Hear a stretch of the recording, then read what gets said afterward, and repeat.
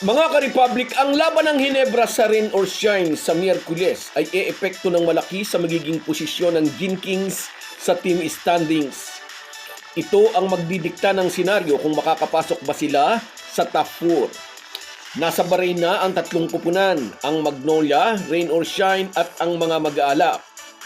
Haharapin muna ng ROS ang Hotshots mamaya at sa Miyerkules, ang mga bataan naman ni Team Cone ang susubok sa tatag ng Elasto Painters. May binitiwang pangako si Coach Yang Giao. Sa harap ng mga OFW sa Bahrain, sisikapin daw nilang maipanalo ang kanilang dalawang laro. Pag-uusapan po natin yan, pero bago ang lahat ay maglalambing po ako sa inyo na isubscribe ninyo itong ating channel at kung di masyadong makakaabala ay i-like at paki-share na rin ninyo. Malaking bagay po yan sa aming mga vlogger. Maraming salamat.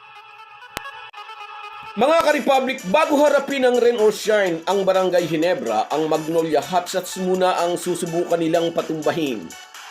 Nangako si Coach Yang Giao, bigay todo sila sa dalawang larong ito para bigyang kasiyahan ng mga OFW sa Bahrain at higit sa lahat para makaiwas sa mga posibleng komplikasyon sa team standings.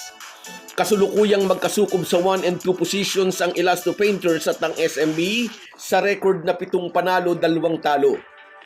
Sa nakaraang huling laro sa pagitan ng Magnolia at Rain or Shine ay nakalalamang ang mga bataan ni Coach Yang Giao. 4 ang panalo na magpipintura, 1 lang ang sa pambansang manok. Pero ang 5 larong ito ay nangyari pa noong sa panahon pa ni Coach Chito Victolero. Sa kagustuhan ng San Miguel Management na baguhin ang kapalaran ng Hotshots, sinibak si Coach Chito at ipinalit si L.A. Tenorio. Hinugot ni Al Francis Chua mula sa lineup ng Hinebra si Tiniente upang hawakan ang kupunang may tag na Intro Boys. Unang conference ito ni L.A. Tenorio bilang PBA head coach at kung karanasan ang pagbabasihan, lamang ng malaki si Coach Yang Giao. Kapansin-pansin ang mga pagbabagong ginawa ni Coach L.A. sa Magnolia, especially sa player rotation. Naging off the bench ang ilang veterano ng team tulad ni Mark Baroka, Ian Sanggalang at Paul Lee. Madalas na nasa first unit ang mga bagong dugo gaya na Save Lucero, Jerome Lastimosa, Javi Gomez Diliano at James Laput. Dahil bago bilang head coach, halatang naghahanap pa sa L.A. Tenorio ng mga tamang kombinasyon ng mga veterano at mga bagong sibol na players.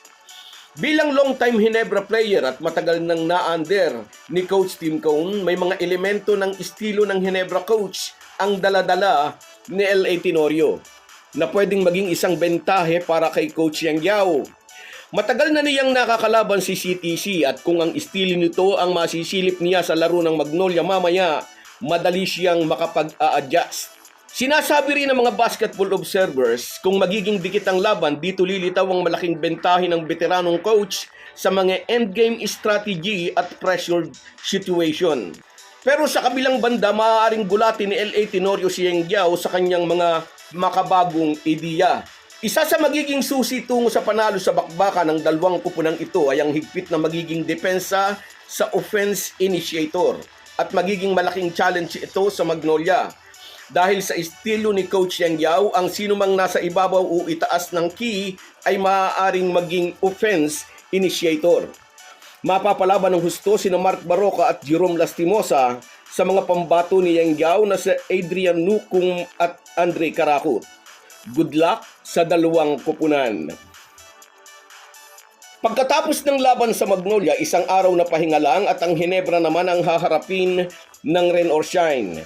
Kung dito ibabatay, maaari itong pumabor sa Gin Kings na may mas mahabang pahinga at kumpara sa Rain or Shine na kagagaling lang sa isang mahigpit na bakbakan kontra Hotshots. Dahil may kumpletong pahinga ang Hinebra, asahan na posibleng bilisan ni Team Cone ang simula ng laban upang piliting tumakbo at mapagod ang mga players ng Elasto Painters. Maaaring gamiting muli ng Hinebra coach ang kanyang bench player upang mapanatiling fresh ang kanyang starting unit. At sa 4th quarter, kapag ramdam na ang pagod ng mga bataan ni Yang Giao, ang Hinebra naman ang pwedeng gumawa ng run and gun play. Magiging big factor din para sa Hinebra ang crowd. Alam naman nating lahat Kahit saan maglaro ang Ginebra ay tila lagi silang mayroong home court advantage. Realidad ito natanggap na ng mga kalabang team at nakakaapekto ito sa laro.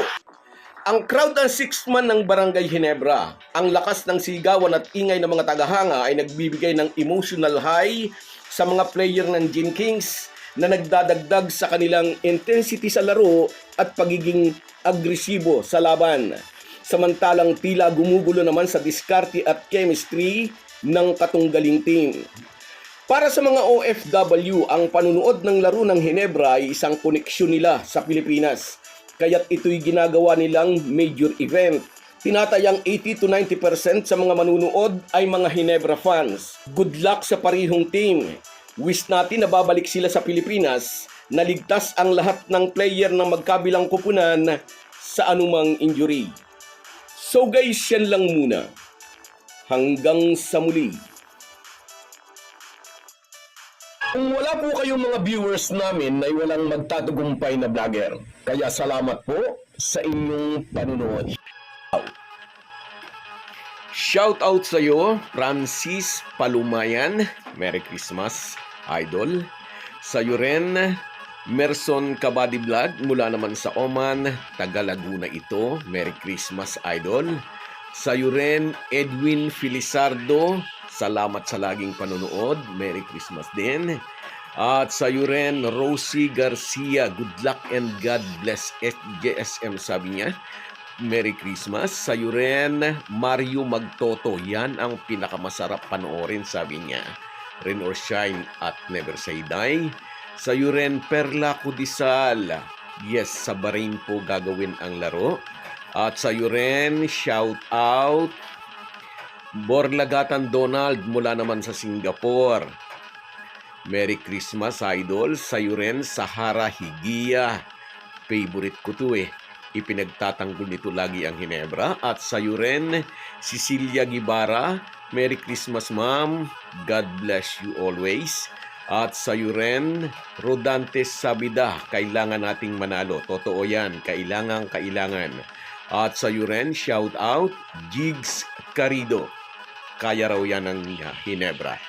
Salamat sa inyong lahat. Kahit gaano po tayo kabisi, ay huwag po nating kalimutan ang ating buhay espiritual. Lagi po tayong magpasalamat sa bawat araw na dagdag sa ating buhay. Malaki po ang maitutulong ng pananalangin araw-araw.